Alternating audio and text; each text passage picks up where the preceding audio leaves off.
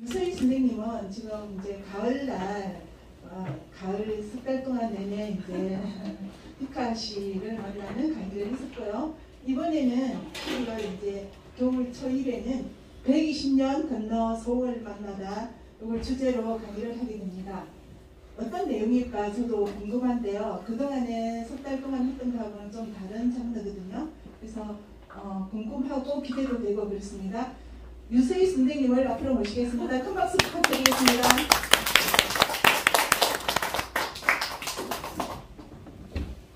안녕하세요. 반갑습니다.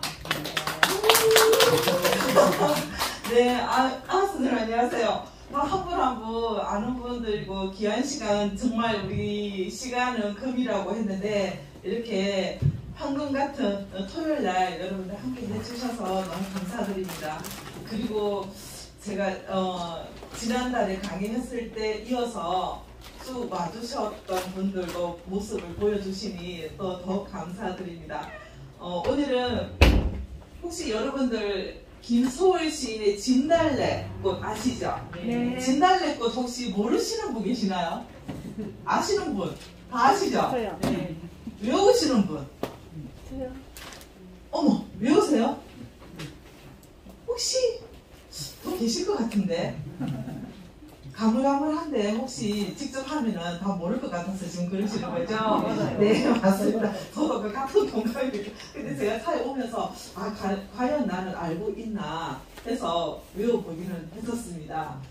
그런데 오늘 이렇게 우리에게 오랫동안 민족 정신을 일깨워주고 긴 시간 또 함께 우리가 문학의 정신을 깨워주신 김소월 시인이 문학관이 없대요. 저도 사실은 인식을 못했었습니다. 그런데 지인을 통해서 지난 예인들이 이런 부분을 나서야 된다. 그래서 저도 일조를 하면 어떻게 했느냐 하는 제의를 받았습니다. 그 얘기를 듣는 순간 통화하면서 이 아이디어가 바로 제목이 나왔고 통화하면서 다 기획을 했어요. 그거는 얼마만큼 제가 마음이 동했고 자연스러웠는지를 말씀을 드리고 싶어요. 그래서 이 시간 여러분들도 함께 하시면서 그 소월 시인에 대한 또 감사와 그분의 또 신을 기리고 또 문학관 건립에 여러분들 마음을 보태주시면 좋겠는데 더 감사한 것은 그 서울시 서울문학관 그 사업회를 벌이고 있는 곳이 박물관 사랑 강병호 대표님을 주최해서 몇 분이 계시다고 합니다. 네, 저는 정확하게 사실은 몰랐었는데 어제 이 책을 여러분들 응원 드린다고 보내주셨습니다. 그렇게 했는데 오늘 전화를 주셨습니다. 그래서 오늘 부산에도 대표님이 다른 분이 활동하시는 분 계시는데 오시려고 했대요. 여러분들 또 격려하고. 왜 오시려고 했냐면 이렇게 책을 내는 것 외에 이런 단체로 모여서 그 문학관 건립을 해서 활동을 하는 게 처음이라고 합니다. 처음 여러분 스타트를 끊는 것에 여러분들이 함께 하시는 거예요. 너무 의미있죠? 저도 그 말씀을 들으니까 굉장히 또 조금 더 보람되고 책임감이 조금 더 느껴졌습니다. 그래서 여러분들이 그 따뜻한 마음과 함께 가길 바라고요. 서울문학관 건립을 위해서 저는 또 낭송을 오랫동안 해왔었고 그분의 시를 또 많이 낭송을 했었습니다. 그리고 시를 쓰는 한 사람으로서 마땅하게 이 행사를 해야 된다는 그런 책임감과 소명을 가지고 행사를 준비하게 되었습니다. 그래서 서울을 사랑하는 여러분들과 함께 이 시간 함께 하는 게 더 행복합니다. 자, 목차를 요거는 잠깐 참고만 해주시면 감사하겠습니다. 먼저 건립을 기원하고 또 문을 열 때 저의 작은 바람을 말씀을 드릴 것이고 또 노력하시는 분들이 어떤 노력을 하고 있는지 또 서울 시인의 생애와 활동을 통해서 시를 좀 더 깊이 이해하고 그분의 삶을 들여다볼 수 있습니다. 그리고 서울하면 한, 정한의 시 뭐 이런 부분들이 많습니다. 이 서울의 한은 어떤 것이 있는지 그리고 서울시의 특징은 어떤 것인지 또 문학관 현황 아마 보시면 여러분들 깜짝 놀라실 겁니다. 저도 많이 놀랐습니다. 문학관 건립의 필요성과 문학관과 또 기념관의 차이. 지금 서울 기념관은 있습니다. 그것도 단독으로 있는 것이 아니라 다른 분과 같이 이렇게 있어요. 그래서 그 차이가 어떤 것인지 그리고 시 진달래꽃이 많이 이해가 잘못되고 있고 오해가 있는데 이런 부분을 바로 알고 국민의 시를 바로 아는 시간을 가지도록 하겠습니다. 이 시간에 여러분들 제가 시를 몇 편 담아왔는데요. 상유하는 시, 김소월 시인의 시 다 아시나요? 나는 여기에 내가 아는 시 한 5편 된다 하시는 분 계십니까? 오! 한 6분 정도 되네요.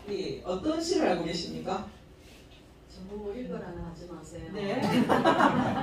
지금 모르겠습니다. 그래도. 예, 한 대여섯 편 충분히 늘 방송하기도 하고 좋아했던. 암송까지. 예, 그러면은 그냥 넘어갈 수는 없겠네요. 자, 이런 시들을 가져왔는데 중간중간에 제가 시를 낭독을 할 것입니다. 그래서 정말 잘 하신 분께 이 책을 저한테 주셨지만 제 것이 아닙니다. 오늘 여러분들 것입니다. 그래서 여러분들과 같이 이렇게 감정을 잘 표현하신 분들께 드리겠습니다. 자, 저의 바람을 같이 말씀을 드릴게요.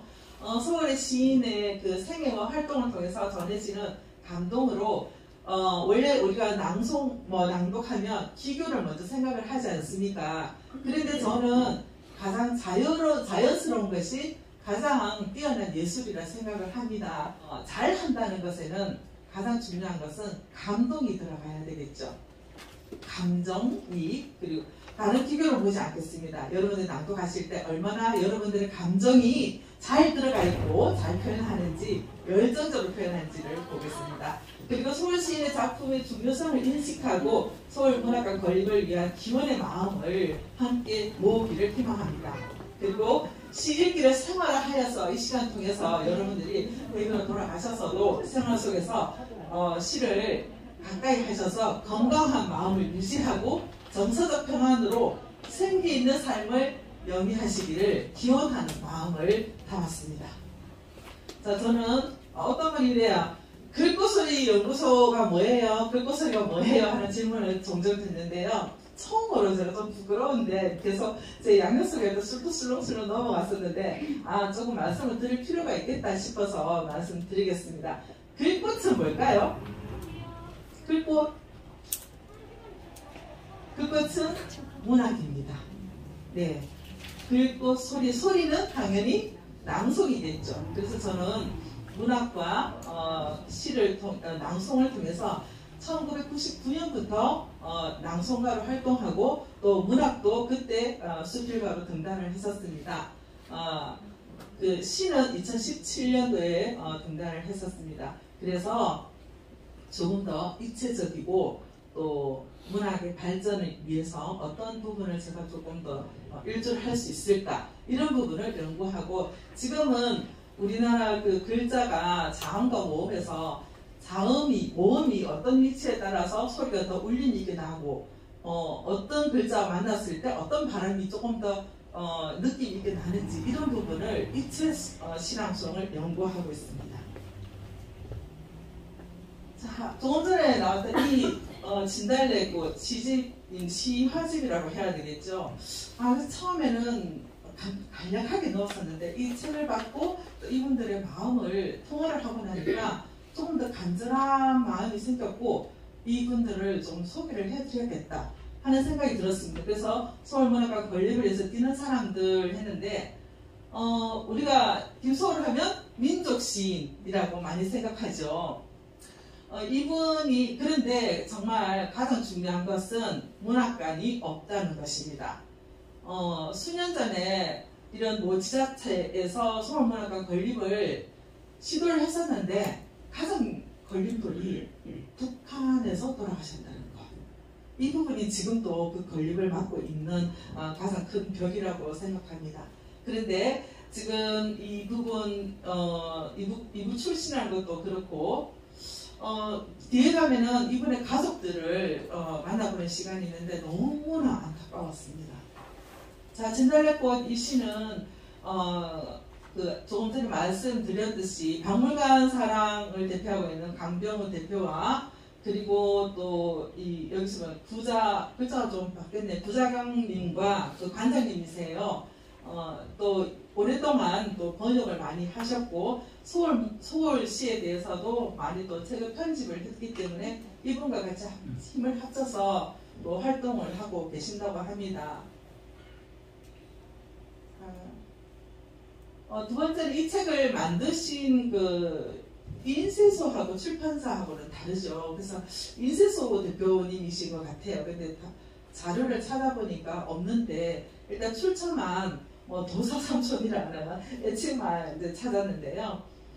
이분 블로그에 보면은 만드는 과정이라든지 어떻게 해서 이 책을 내게 됐는지에 대한 설명이 있습니다. 그래서 서울문학관 건립을 꿈꾸며 50년 넘게 글자 맞았네. 연구하고 있는 서울문학을 연구하고 있는 분들 그리고 삼천점의 그분의 소장품을 가지고 있는 분입니다. 그리고 부천문학도서관 부사룡 관장님인데 이분이 같이 한번 강병우 대표님이 우리 이번 기회를 통해서 120주년 기념을 삼아서 책을 한번 내보자 이렇게 했고 또 그 시집 속에 있는 시화집이라고 하는 게 정확하겠죠. 있는 그분의 소장하고 있는 그런 120점을 받아서 여기에 담았습니다. 그리고 표지 글씨 같은 경우는 여기에 보면 강병인 캘리그라피인데 글씨 연구소 소장이십니다. 이분이 어떤 걸 많이 하셨냐면요. 우리가 알고 있는 참이슬, 화요, 청와대 사랑채, 현판 그리고 엄마가 뿔렸 이런 글씨체를 이분이 다 쓰신 분입니다. 그래서 이분도 이렇게 이제 의식을 가지고 동참을 하셨다는 것을 말씀드리고 싶습니다. 이 책 속에는 이렇게 손녀님이신 김은숙님, 지금 서울시인의 손녀가 있습니다. 이분이 이제 감사의 뜻을 표현했고 또 이런 유품들을 이렇게 사진을 통해서 작품을 담았습니다. 이것은 이 시화집 속에 내용이 이렇다 하는 것을 보여드리는 것입니다. 근데 이 책이 최초의 서화집이라고 합니다. 김소월 시인의 작품들 모은 시집은 여러 있었으나 서화집은 처음이라고 하네요. 그래서 좀 더 의미가 있는 것 같습니다. 서울 남산에 가면 이 산요하라는 김소월 시인의 시비가 있다고 합니다. 낭독을 한다고 해서 잘하는 것이 중요한 것이 아니라 여러분들의 마음을, 느낌을 얼마나 잘 담느냐가 중요하다 했죠. 그래서 처음이니까 다 같이 한번 낭독을 해보겠는데요. 여기에는 주제가 뭐냐 하면 서울과 생성하고 소멸하고 여기 산에는 꽃 피네 꽃이 피네 사문보예요. 산에는 꽃 피네 꽃이 피네. 그러니까 음절의 음보라는 소리가 소리의 발걸음이라 생각하시면 됩니다. 세 박자를 쭉쭉 가서 또 단어를 이어가고 이렇게 시가 되어 있거든요. 그래서 삼음보라고 합니다. 그리고 피네, 지네 이런 부분에서 굉장히 부드럽고 여성스러운 부분을 느낌을 표했죠. 저만치 같은 게 여기에서 저만치 같은 게 시어가 나오면 무슨 느낌이 드시나요? 네? 거리감. 그쵸? 이만치, 저만치. 그렇다고 해서 저만치 이렇게 하면 느낌이 어떨까요? 너무 직설적인 것보다는 문학은 은유적이 낫겠죠. 그래서 저만치에서 약간 여음을 살리면서 저만치 이렇게 요 느낌만 살리시면 될 것 같습니다. 자, 처음에 제목말로 산유화 하나 둘 셋 김소월 하나 둘 셋 넷 산에는 꽃 피네 꽃이 피네 갈봄 여름 없이 꽃이 피네 네 할 때 살짝 올리면 좋겠죠. 산에 반복어 나오면 느낌 다르게 피는 꽃은 저만치 혼자서 피어있네. 산에서 우는 작은 새에 여기서 뭐 하냐면은 꽃이 피고 하는데 산에서 우는 작은 새는 누구일까요? 화자입니다. 그러니까 세월이 생성되고 소멸되고 하는 중에서도 나는 어우르지 못하고 외로워하는 그런 모습을 생각하시면 될 겁니다. 그러나 꽃이 좋아 산에서 산호라네. 산에는 꽃지네, 꽃이 피내에서 어떻게 됩니까? 진해로 옮겨왔습니다. 한편의 인생이 흘러온 거죠. 이런 느낌을 생각하시면서 가을, 봄, 여름 없이 꽃이 지네. 그래서 이 시를 이 시가 아마 거의 모르시는 분 없으시죠? 노래도 많이 이렇게 불려지고 하는데 피고 지고 하는 우리 인생 무상이나 이런 부분들을 생각하시면서 지금은 다 같이 한번 허리를 바로 하시고 낭독을 해보도록 하겠습니다. 자, 호흡 숨 크게 들이시고 준비되셨습니까?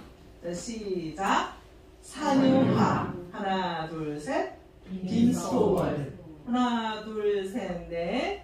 산에는 꽃 피네 꽃이 피네. 숨쉬고 가을 봄 여름 없이 꽃이 피네. 하나 둘 셋. 산에 피는 꽃은 저만치 혼자서 피어있네. 하나, 숨 들이쉬고 산에서 우는 작은 새요. 꽃이 좋아 산에서 사더라네. 하나, 둘, 셋. 산에는 꽃지네 꽃이 지네. 가을, 봄, 여름 없이 하나, 둘, 꽃이 지네. 어우, 잘하셨습니다. 근데 왜 좀 힘이 없으신 것 같아요? 배고프신가요, 혹시? 이럴 때는 조금 더 기분을 스스로 업해서 한토를 높여보시면 좋을 것 같아요. 김소월 시인의 오산학교 재학 당시 모습입니다. 좌측에 있는 이 사진은 조금 어색하죠? 왜 이렇게 됐는지 잠시 뒤에 함께 보겠습니다. 자, 시인의 얼굴 하는데, 시인의 얼굴 기사 내용인데요. 시인의 얼굴조차도 명확하게 이렇게 만들어져 있지 않다는 것을 얘기하는 것입니다. 자, 1934년 동아일보 게재된 그 사진과 또 남으로 내려온 삼남 자녀 중에 셋째 아들만 남으로 넘어왔거든요. 북에 계시다가. 그래서 이 셋째 아들 김정호님의 어떤 말씀과 그의 손자 김영돈님의 그런 말씀을 다 참고를 해서 컴퓨터 그래픽을 이렇게 만든 것입니다. 1990년 당시 이어령 장관이 나를 불러서 옥문성 화백과 또 소월 초상화를 만들어 보자고 해서 셋이서 이렇게 연구를 해서 그렸다 하는데 이게 그린 것만 아니라 또 이렇게 그래픽도 좀 들어갔다는 얘기가 있더라고요. 근데 여기 소월 연구하신 서재학자 김종욱 선생님께서 이 말씀을 지금 이제 간증하시는 그런 부분입니다.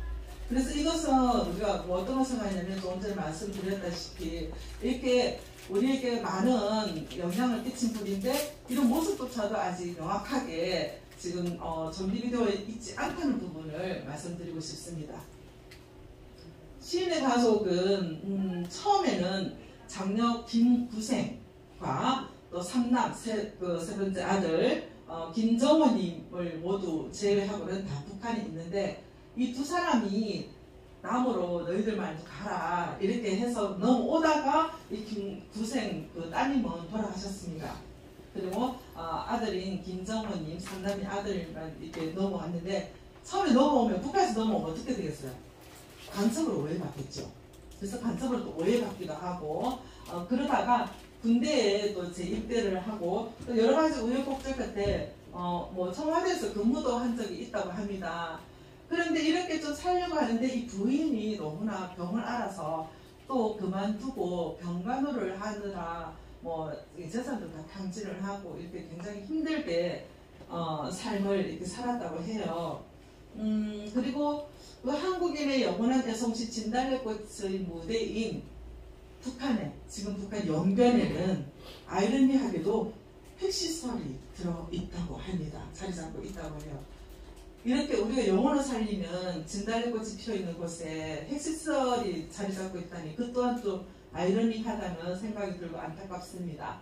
현재 남한에 살고 있는 김소월의 후손은 이 아드님은 기념관이라도 있었으면 좋겠다 하는 바람을 가지고 있다가 보지 못하고 돌아가셨습니다. 걸리더니 2011년에 걸리더니 그런데 2009년에 돌아가셨습니다. 그리고 지금은 김은숙님 손녀와 또 그의 손자 영도님과 또 그 증손자 3명. 그래서 지금 김소월님 시인의 후손은 한국에 딱 5명 있습니다. 근데 이분들은 지금 어떻게 살고 있느냐? 이 김은숙님은 사실 한국에서 뭐 아는 사람도 없고 뭘 하겠습니까? 그래서 고슴장치를 하셨습니다. 근데 장사가 잘 됐어요. 그러다가 또 사람을 잘 믿고 하는데 보정을 잘못 써서 또 이렇게 재산이 다 주저앉고 지금은 일반 식당에서 일을 하고 있습니다. 너무 안타깝죠. 그런데 그럼에도 불구하고 현재까지 이들이 할아버지 시로 인해 받은 돈은 우리가 생각했을 때는 그 저작권이나 굉장히 많은 것 같죠. 그런데 저작권도 시효가 끝나서 이조차도 못하고 예전에 혹시 기억하시는 분 계시는지 모르겠는데 미스터 피자 거기에서 문근영민이 탤런트 문근영민이 광고를 했습니다. 그 피자 위에 나보기가 여겨 가실 때는 뭐 나보기가 뭐 오실 때는 새우를 더 부주시옵소서 뭐 이렇게 이제 그 광고에 진달래꽃 이것을 좀 패러디해서 활용을 했는데 이조차도 사실은 시효가 끝나서 못 봤는데 이 회장님이 대표님이 이 김소월 시인의 진달래꽃을 워낙 좋아해서 예의상 이렇게 드렸다고 합니다. 근데 지금 이런 저작권조차도 들어오는 게 없다고 해요. 김소월 시인의 유필입니다. 이렇게 이것을 왜 가져왔냐면 이 유필을 친필을 보심으로 인해서 여러분들이 소월 시인을 조금 더 깊이 만나실 거라 생각하고 필지를 보시면 이분이 어떤 성격의 호시를 가지셨나 등등 유추해 보실 수 있다는 생각을 합니다. 글씨를 보니까 조금 더 느낌이 옵니까? 네. 자, 이제 지나가면서 제가 중간중간에 시를 낭독할 텐데요. 이런 기교는 없다고 했죠. 그냥 여러분들이 지금까지 김소월 시인을 만났을 때 어떤 시인이었을까 약간 조금 느낌이 더 오셨을 거라고 생각을 해요. 그래서 그 느낌을 담아서 낭독을 한번 하시면 좋겠는데, 자, 도움을 잠시 드리자면 이 시는 한국 전통적인 한을 노래하는 시인이라고 평가받는 김소월 시인의 대표작이라 할 수 있습니다. 전통적인 삼원보, 여기도 그립다 말을 할까 하니 그리워. 이 하니가 뒤에 붙여도 되잖아요. 그런데 행을 바꿔서 앞에 붙였을 때는 어떤 의도가 있을까요? 그쵸? 오, 잘하시면 강조 기법이 있습니다.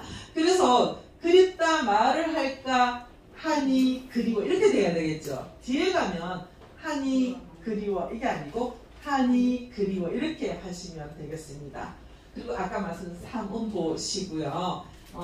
그리고 그 갈등하는 부분, 차마 헤어지기 어려운 상황을 설정하고 그 시간의 흐름 속에서 끊임없는 갈등과 또 긴장을 이루며 전개되는 사랑과 인생의 근원적인 그런 원리를 보여주는 작품이라고 할 수 있습니다. 이런 부분은 사실은 여러분들도 많이 경험하셨잖아요. 또 어떤 사랑하는 사람 또는 삶에 있어서 갈등했을 때 할까 말까 또는 고민하고 했던 부분, 그래서 편안하게 낭독을 하시면 되겠는데 특혜를 드리겠습니다. 이 조금 전에 말씀드렸던 아까 그 서화집을 했죠. 시화집이 아니고 서화집을 선물을 드리겠습니다. 어느 분이 제일 먼저 낭독을 해보시겠습니까? 오, 섞으셨습니다. 네, 선생님 성함 한번 잠시 말씀해 주시고 소개해 주시고 낭독해 주시기 바랍니다. 저는 SA울산 회원이면서 울산 동광학교에서 봉사를 하고 있는 육종숙입니다. 네, 여기서 전시도 하셨습니다. 네. 그림도 그리고 있습니다.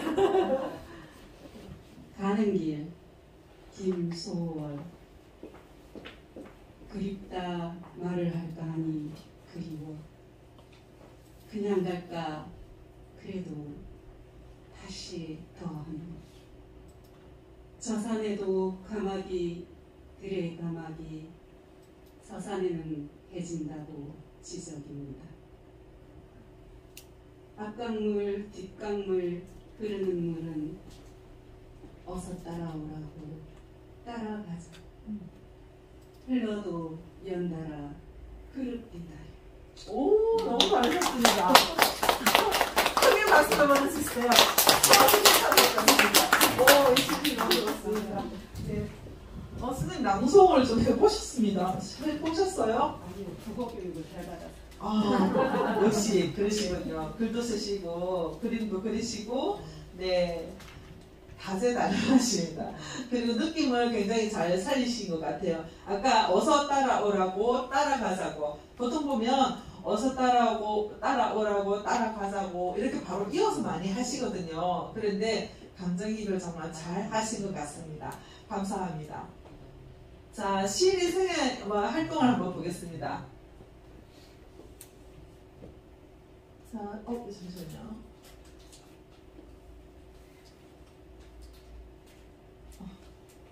왜 바로 넘어가죠? 큰일 났네. 잠시만요. 왜 바로 넘어가죠? 잠시만요.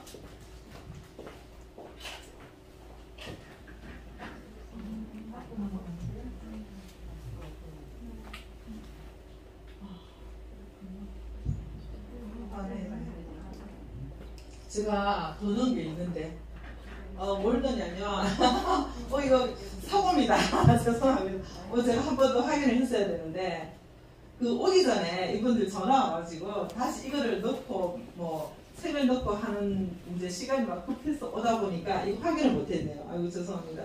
여기에 시인의 그 출생 평안북도에 있는 이렇게 출생지와 또 몇남 누구와 결혼하고 이런 내용이 들어있는데 김소월 씨 몇 살에 혹시 결혼했는지 아시는 분 계세요? 16인가? 16? 아닌가요? 비슷합니다. 18. 18? 14세에 결혼했습니다.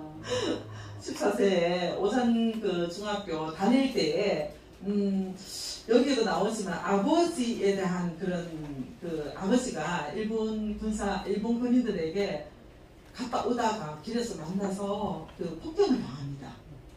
그 삶의 고비를 넘길 정도로 이제 폭행을 당하면서 정신 이상자가 되는 거죠.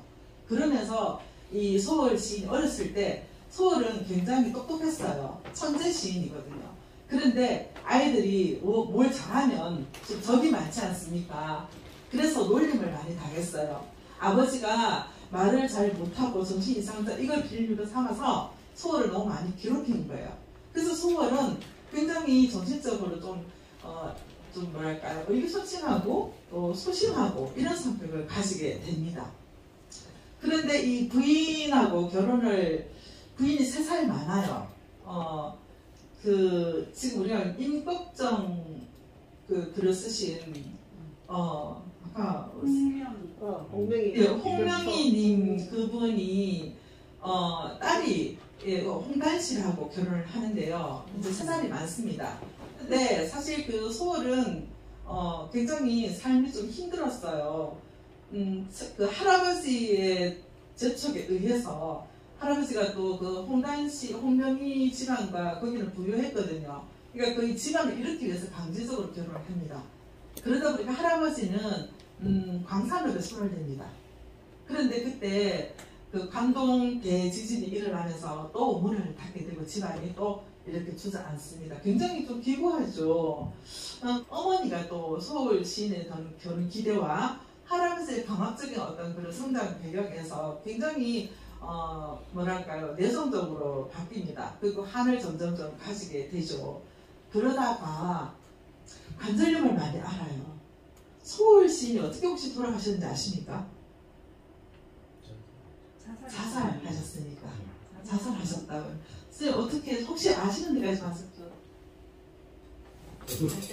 네. 소개 좀 해주세요.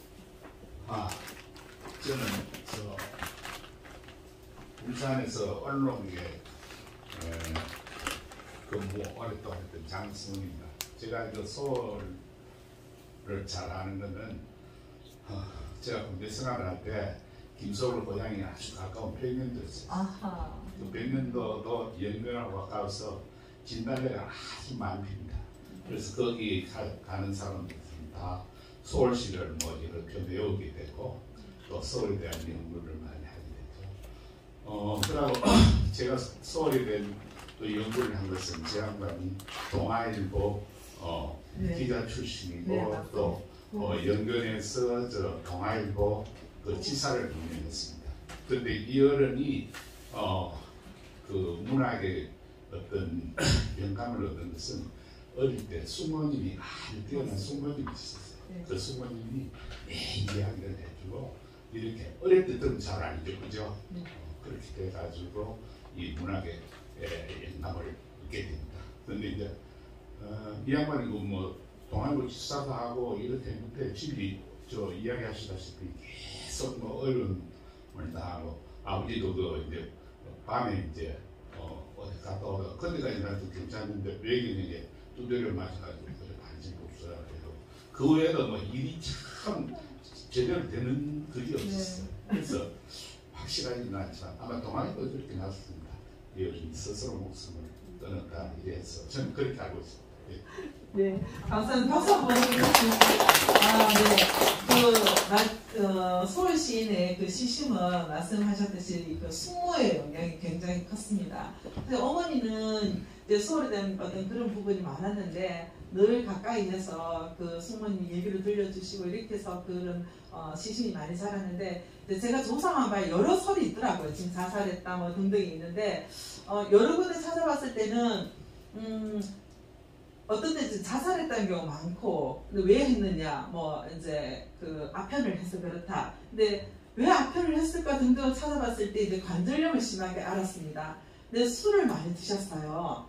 그 고통을 술로 이렇게 견디려고 하다가 또 삶이 아까처럼 너무 피폐해지고 힘드니까 그 부인께 자살을 많이 이렇게 같이 죽자고 권유를 많이 하셨습니다.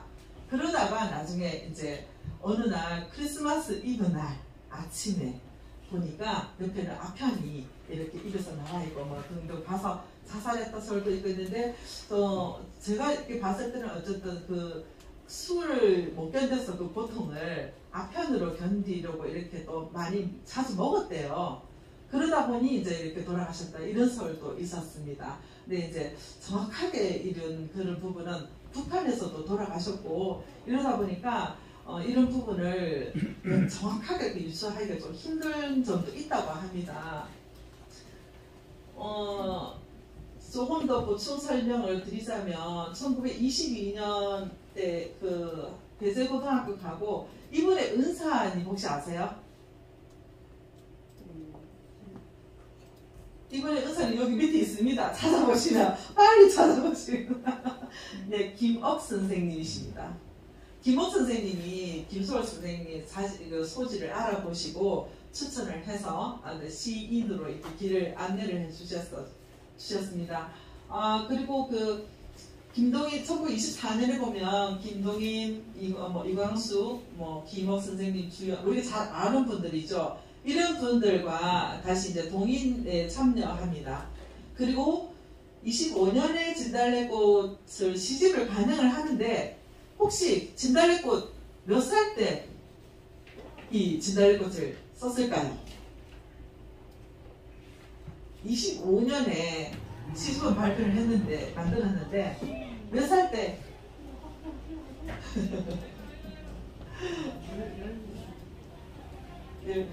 자, 힌트 드리겠습니다. 1902년에 태어났는데요. 1902년에 태어났는데 1902년 22년에 썼습니다. 몇 살일까요? 20살. 20살. 저도 정확하게 확인해 봐야겠습니다.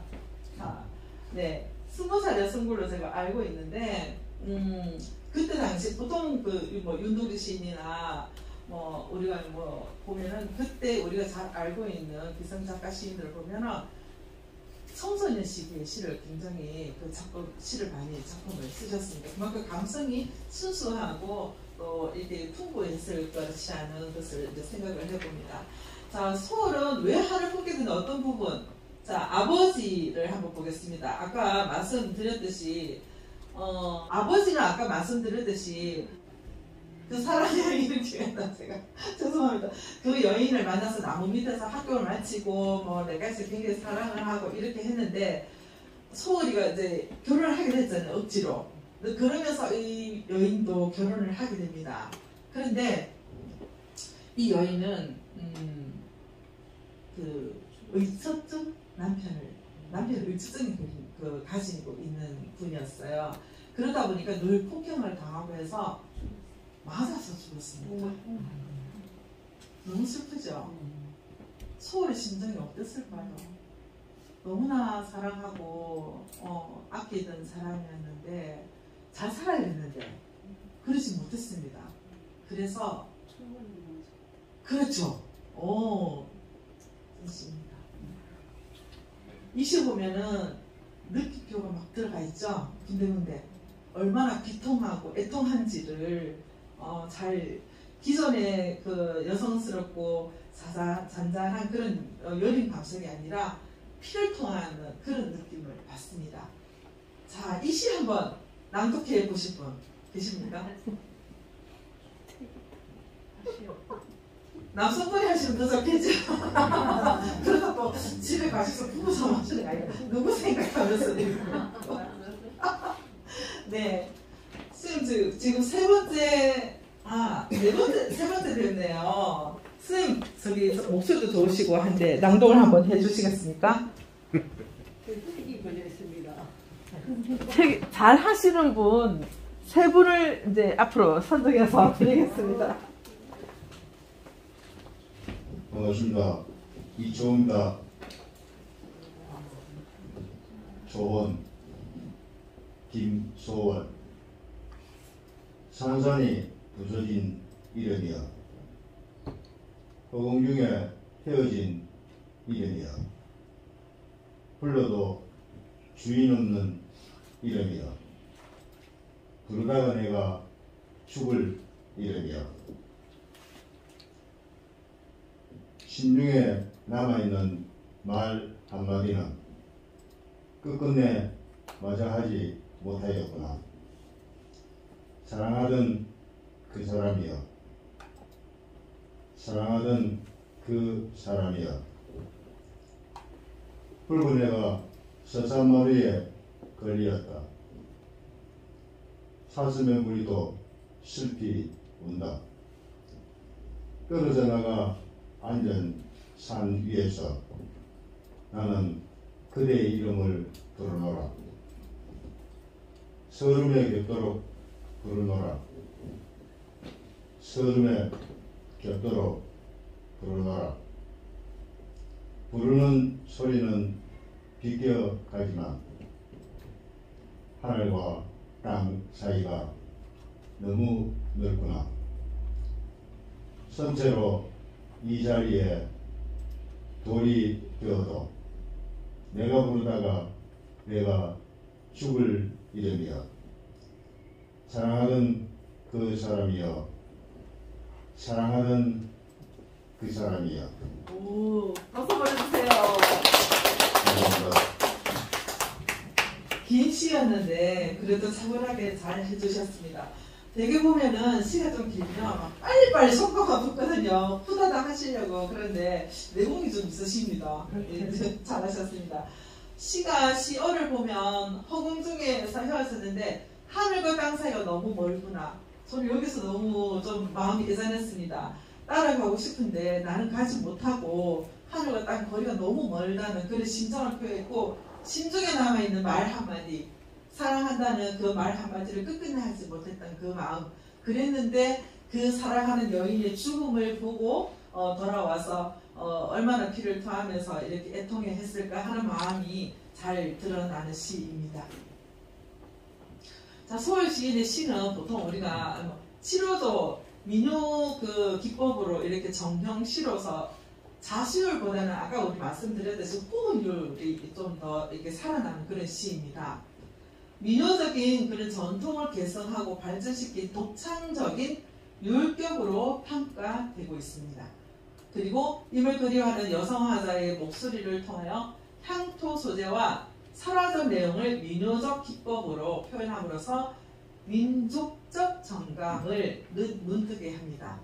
그래서 이러한 우리가 이분의 시를 지속적으로 낭독하고 낭송함으로써 우리의 어떤 민족 정신을 구체시키고 이제 함양하게 된다는 것이죠.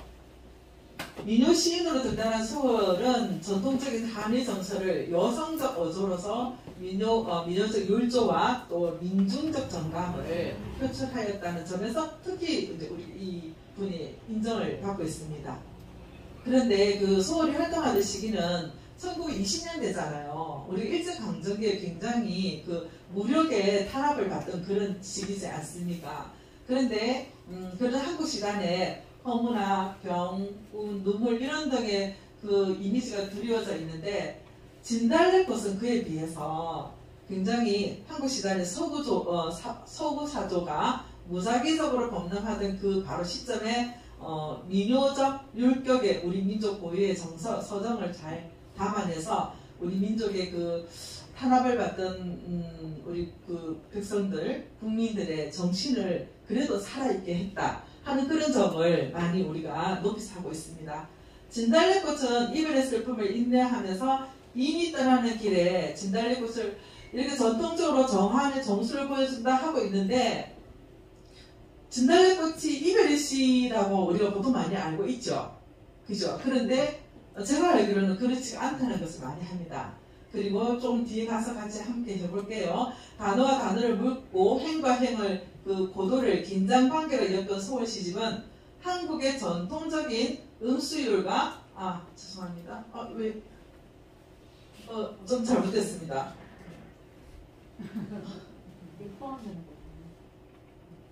그거 더 위에야. 예? 아니 더. 네네 맞습니다. 아니 그 밑에 초혼 지나서 여기 네네 맞습니다. 네, 슬라이드에서 현재부터 누르시면 될 거예요. 아니 더 위에 슬라이드 네 현재 예.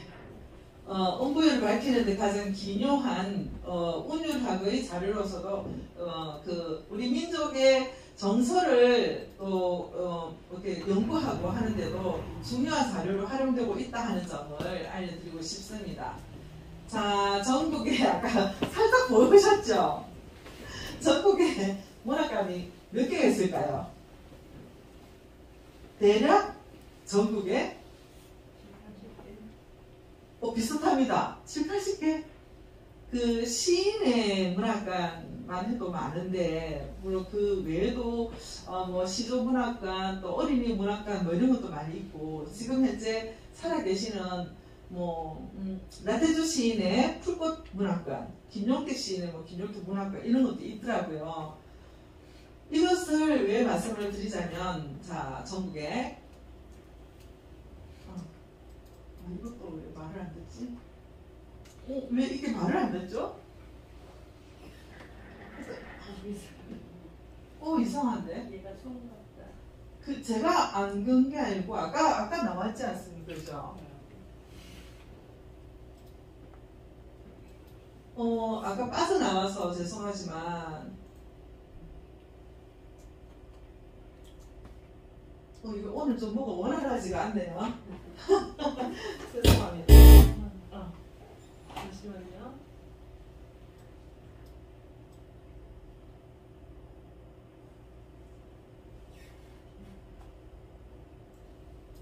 네, 이렇게 잠깐 볼게요. 네. 이렇게 다 하면 전체 한꺼번에 잘 나타나도록 애니메이션을 예? 안 나타나요. 네? 어제 나타나는데. 그러니까 이게 좀 지금 호환이 잘 안 되는 것 같아요. 이거를 짜자자 한꺼번에 나타나도록 애니메이션을 넣어놨는데 아까 그것도 그렇게 해놨거든요. 근데 지금 이게 안 되는 것 같네요. 이렇게 보겠습니다. 자, 서울에 하고 강원도하고 경기도, 경상도가 의외로 되게 많더라고요. 울산에는 문화가 경상도에 들어가네 경상도. 근데 오영수 문화가 아마 제가 빠뜨렸다. 큰일 났다. 죄송합니다. 네, 이렇게 봤을 때 제가 이제 전국 문학관 뭐 이렇게 해서 들어갔는데 거기 이게 봤을 때 76개가 있습니다. 그러니까 전국에 이렇게 많은 문학관이 있는데 김소월 씨는 원래 이렇게 많은 영향을 끼쳤잖아요. 그런데 이름에도 불구하고 문학관이 없고 기념관이 있다는 것이 너무 안타깝다는 것입니다. 그래서 2002년과 2007년 소월은 100년 사상 최고의 시인으로 꼽힙니다. 그리고 시인들에게 가장 사랑받는 시 또한 진달래입니다. 그리고 전문지 시인 세계가 창간을 냈을 때와 한국시인협회 조사 결과인데요. 이렇게 두 단체 설문에 국내에 내놓으라 하는 시인과 평론가들 대부분 참가했던 이게 결론이 얼마나 신빙성을 가지느냐를 이제 보여주고 있는 거죠. 2008년에는 KBS가 같은 질문을 던졌는데 시민 18,298명이 답했는데 그때도 애송시 1위가 진달래꽃이었습니다. 그 뒤가 윤동주의 서시와 별해는 밤, 김춘수 시인의 꽃 천상벽, 그 기참 시인의 이렇게 이어갑니다. 그리고 또 무엇보다도 중요한 것은 국가에서 인정하는 금관 최고의 장관상입니다. 금관 문화훈장상을 받았습니다. 이 친필 초판을 고무상 할아버지가 들고 계셨어요.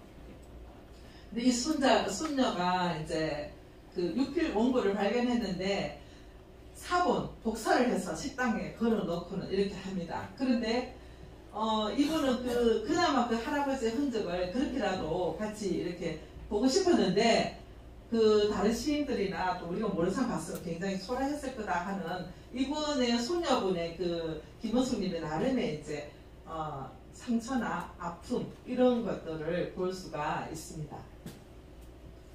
이게 안 먹히네요. 왜냐하면 제가 이걸 퀴즈로 만들었거든요. 이게 뭐가 호환이 안 되는 것 같아요. 후원이 안 돼요. 지난 시간에는 애니메이션이 잘 되는데. 됐어요? 네. 잘 안 되더라고요. 그래서 제가 짜자자하고 이렇게 하려고 열심히 준비했는데. 여기 보면 잠깐, 그러네요. 자, 서울시 154편 중에 지금 이제 슬라이드로 넘어가야 될 것 같아요. 예, 현재 슬라이드 누르시고, 이제 되나요? 네네. 넘어가네요. 아까처럼 해야 되겠네. 이럴 수가 있나. 안타깝네. 자, 서울시 퀴즈 다 날아갔습니다. 59편이 노래로 만들어졌습니다. 서울시의 시를 가사로 쓴 작품만 이래요. 어마어마하죠? 그리고 서울시 노래 중에 가장 가수들이 많이 부른 노래가 부모. 노래 아시겠습니까? 낙엽이 우수수, 그죠? 그리고 서울은 몇 살 때부터 시를 썼을까요? 퀴즈 다 나가요. 18살 때부터. 14세 때인가 그때도 쓴 것도 있긴 있는데 정식으로 등단을 하고 한 것은 18세부터. 그리고 진달래꽃은 아까 20세부터 지었습니다. 그리고 그 노래로 만들어진 그런 시들 이걸 보면은 진달래꽃, 못 잊어, 먼 후일, 상의에 이런 시들이 노래로 만들었습니다. 그리고 뭐 마야 잘 아시죠? 나보기가 역결 진달래 그렇게 했었고 초원도 노래가 있습니다. 부모도 그렇고 계율. 또 이런 부분은 이 정도로 많은지 저는 몰랐었어요. 그죠? 자, 그러면 노래지만 노래를 낭독을 하려면 사실은 노래 그 음을 따라가다 좀 힘들 수 있습니다. 그죠? 근데 오늘 여기 박정환 의원님 귀한 시간 바쁘신데 이렇게 지금 끝까지 의원님 이렇게 끝까지 해주시는 분 없습니다. 박수 한번 보내드릴까요? 오셨더니 같이 아까 오셨다는데 같이 너무 감사합니다. 자, 일어나서 낭독 한번 해주십시오. 잘하시면 나중에 박수 많이 받는 분들께 저 책 3권을 드리겠습니다. 부모 김소월. 낙엽이 우수수 떨어질 때 겨울의 기나긴 밤 어머님하고 둘이 앉아 옛 이야기를 들으라. 나는 어쩌면 생겨나와 이 이야기 듣는가. 묻지도 말아라 내일 아래 내가 부모 되어서 알아보려. 너무 잘하시는데요? 많이 차분하게 처음 아니시죠? 이렇게 어른이 이런 거 많이 보내드립니다. 정치 이렇게 활동하실 때 시적인 인사 말씀하시면 훨씬 부드럽고 좋지 않습니까? 너무 잘하셨습니다. 네. 네? 같이 한번 꽂아보고 이게 변화시켜주는 거거든요. 자, 이것도 이렇게 누르면은 따라가고 이렇게. 그런데, 10일은 누굴까요? 뭘까요? 이러고 있거든요. 근데 이제, 아까 11은, 이거는, 연도별로 예전에는 그 설문조사를 해서 나왔었는데, 지금은 이게 뭐 2022년에서 어디 그 블로그에 출처 있죠. 여기에서 그냥 참고를 하기 위해서 얻는데, 이만큼 이분의 진달래가 이렇게 우리에게 국민적이다라는 것을 보여드리기 위해서 확실한 그게 아니라 뭐 몇 연도마다 다 다르기 때문에. 근데 제가 알기로는 해마다 진달래는 1위였습니다. 그 정도로. 여러분들 여기서 다 아시는 시죠. 이현기 시인의 낙화도 굉장히 인기 많고요. 도정환 시인의 접시꽃 당신. 꽃도 항상 거의 3위, 2위 이렇게 차지하는 것 같았었습니다. 자, 그러면은 진달래꽃이 문화재 등록된 걸 혹시 아십니까? 2011년도에 문화재로 등록이 됐습니다. 내점이 등록이 됐는데 이 초판에도 출판사에 따라서 표지가 다 다릅니다. 그래서 어느 것이 진품 이런 것이 아니라 이렇게 뭐 우리가 많이 본 것은 이런 부분이죠. 그죠? 근데 여기서 정말 퀴즈 나가겠습니다. 초판본이 경매에 넘어갔습니다. 경매에 나온 적이 있습니다. 처음에 5천만 원부터 시작을 했는데요. 7천만 원까지 올라갔다가 그 뒤에 최종적으로 경매에 다시 낙찰됐는데 혹시 얼마에 낙찰됐을까요? 퀴즈 한번 내고봐야 될 것 같습니다. 참고로 1억 넘습니다. 넘어야 되겠죠? 그죠? 그리고 이분은 시집이 유일합니다. 그러다 보니까 가치가 더 특별하겠죠. 혹시 얼마까지 올라갔을까요? 경매에? 3억. 1억 5천. 1억 5천. 이미수 선생님. 1억 7천. 1억 7천. 참고로 힌트를 드리자면 1억 5천 이하입니다.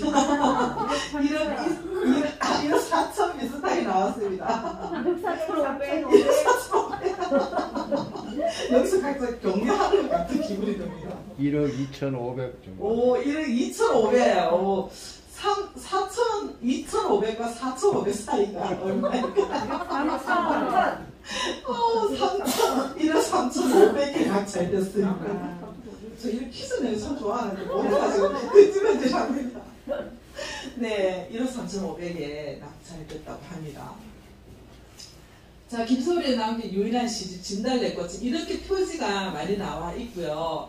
또 왼쪽에는 그 진달래꽃이고 또 산유화도 나와 있습니다. 가운데 보이시죠? 오른쪽에 그죠? 이런 거를 한번 참고를 해보셔서 소월 작품에 그 유일한 시집에 어떤 이런 표지가 있는지 어떤 시집이 있는지 한번 보시면 좋겠습니다. 자, 이제 또 먼 후일 낭독을 한번 해보겠는데요. 이 시는 참고를 말씀을 드리자면 이제 떠나간 임을 잊을 수 없는 그런 심정을 표현하신데 그 밖으로는 뭐 당신과 나는 이제 이렇게 잊었노라 말할 수 있겠다고 생각을 하지만 사실 그 내면에는 있을 수 없다라는 그 반어적인 감정을 표현을 한 시입니다. 그럼 조금 더 애틋하겠죠. 말을 할 수도 없고 겉으로는 이렇게 뭐 가라고 하고 있겠다고 하지만 나는 당신을 절대로 잊을 수가 없습니다. 라고 지금 얘기를 하고 있습니다. 이 진달래꽃이 1925년에 발표한 시인데요.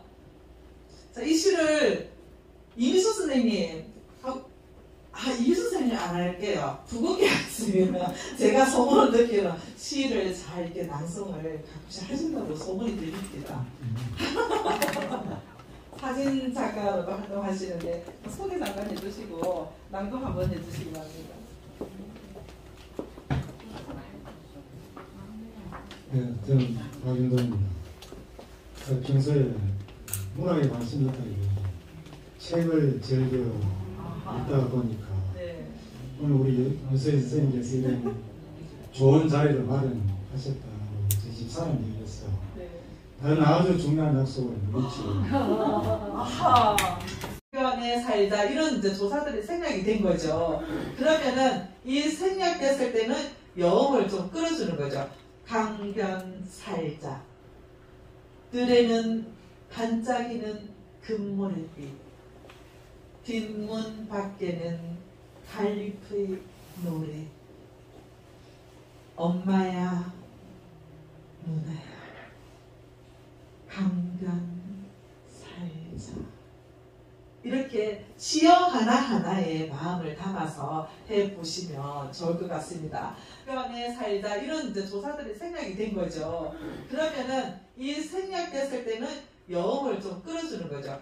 강변 살자 들에는 반짝이는 금모래빛 뒷문 밖에는 갈잎의 노래 엄마야 누나야 강변 살자 이렇게 시어 하나하나에 마음을 담아서 해보시면 좋을 것 같습니다.